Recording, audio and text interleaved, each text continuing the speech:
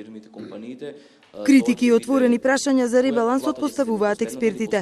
Премиерот Заев и министерката Ангеловска да објаснат зошто паднале буџетските приходи во услови кога се труби за раст на стопанството, а не се намалени даночните стапки, бара поранешниот прв финансиер Хајредини.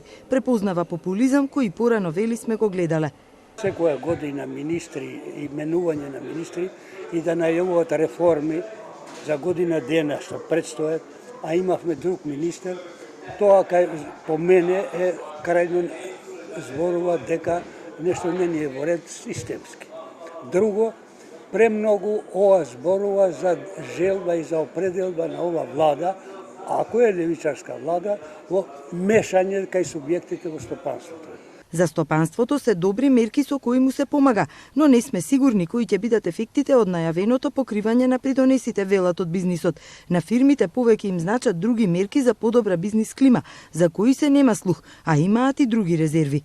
Она од кое што најмногу компаниите стравуваат, а тоа е да оваа мерка не се претвори практично во оправдување за тоа да паралелно се превземат известни чекори кон зголемување на минималната плата, како што беше најавено, бидејќи дефинитивно се реагираше не само од наша страна, туку и од меѓународните финансиски институции, дека повторно зголемување на минималната плата со законска регулатива, односно практично со вештачко наметнување на зголемување на минималната плата, би предизвикало навистина некои подалекосежни реперкусии во стопанството. Во предложениот закон за субвенционирање за кој власта ќе чека реакции е наведено дека ќе може да го користат фирми што не се во стечај или ликвидација, немаат неизмирени обврски за плати и не користат други ослободувања преку некоја од владините мерки. Од Finance Think пресметале дека оваа мерка ќе го намали плаќањето во кеш од 19,1 на 5,8% и сигурно ќе ги зголеми просечните плати, а буџетот ќе го чини 90 милиони евра за 3 години, но има препораки за измени на ова решение.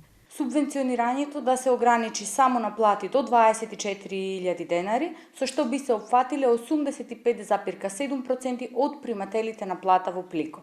Истовремено, овој закон треба да оневозможи после завршување на мерката платите кои што биле субвенционирани да се намалат, а исто така низ текот на годините субвенционирањето да се намалува. Поранешниот советник на Тевдовски Јовановиќ преку Фејсбук праша зошто државата ќе субвенционира и менаџери со високи плати или во банки со високи профити. Експертите со забелешки и за кратењето на капиталните инвестиции, но и за неуспехот на власта да ги реализира досега. Министерот Сугарески прстот го впери кон општините. Ако го гледаме аспектот на намалување средства нема да има, туку ќе има пренасочување средства бидејќи се од кредитната линија за железници и за водоснабдителни системи. Со ребалансот парите за капитални инвестиции се скратија за 50 милиони евра.